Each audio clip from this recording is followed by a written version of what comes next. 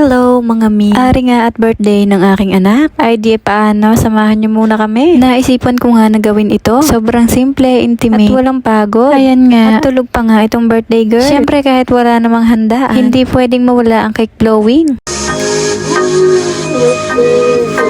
Happy birthday!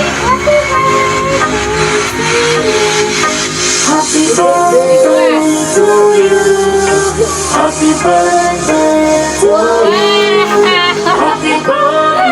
Eto nga at naisipan naming i-surprise. Maiba naman. Sabi ko parang gusto kong gumala na lamang muna para makapag-try naman ng iba-ibang experience. Ayan nga at sinampulan na niya kanyang mga regalo. Ako lang lahat ang bumili niya para nga maramdaman niya na extra special pa rin ang araw na ito. Ay shoutout nga pala kay Ninang Maymay niya na nagbigay ng advance regalo nga daw dahil nga magbe-birthday na itong si Baby Luan. Ayan nga at ibinili ko ng cake. Thank you Mars. God bless you more. Ibaga at pil na pil niya. Na birthday niya talaga ngayon. Happy birthday.